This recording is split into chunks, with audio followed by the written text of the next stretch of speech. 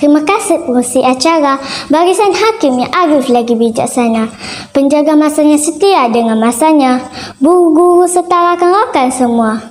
Seterusnya, hadirin dan hadirat dirahmati Allah sekalian.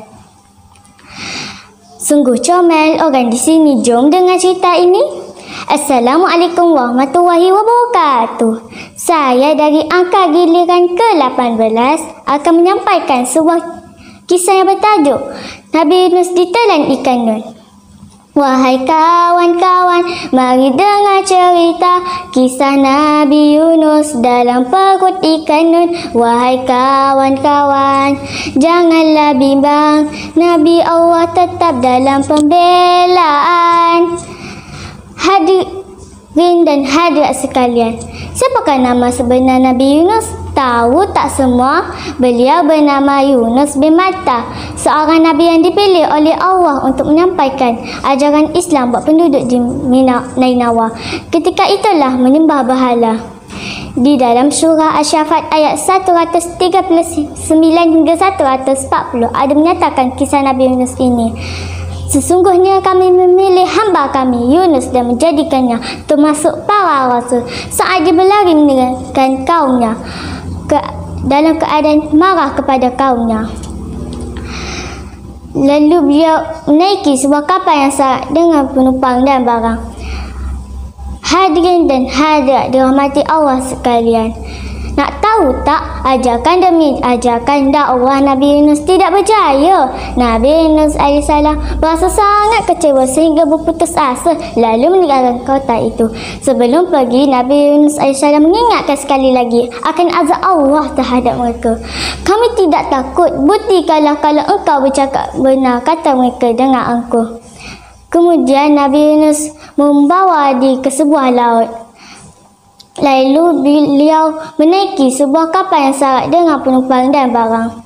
Ketika itulah Allah Ta'ala menurunkan amaran buat penduduk di Nainawa. Mereka ketakutan tercari-cari akan Nabi Yunus. Mereka mengakui kebenaran dan kembali ke jalan Allah Ta'ala. Setibanya kapal Nabi Yunus di tengah lautan, laut bergulung, rata kapal terumbang ambing seperti hendak karang.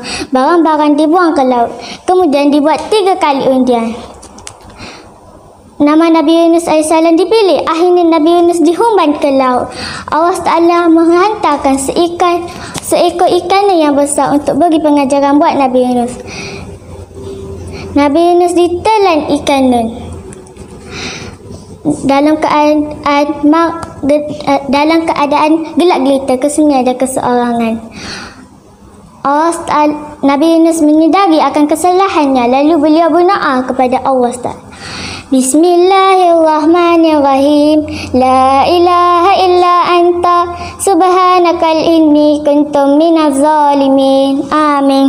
Ya Allah, tiada Tuhan selain Engkau. Aku telah berdosa dan menjadi orang zalim.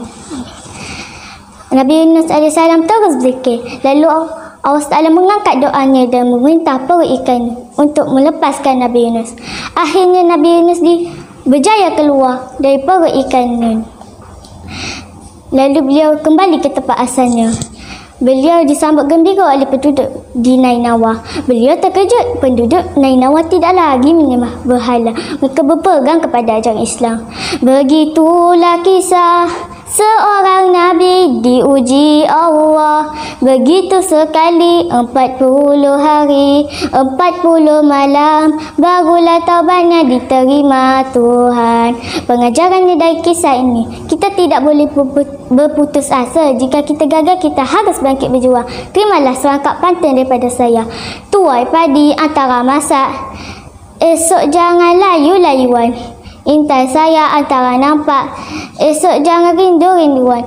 Sekian wabillahi taufiq wa hidayah. Wassalamualaikum warahmatullahi wabarakatuh.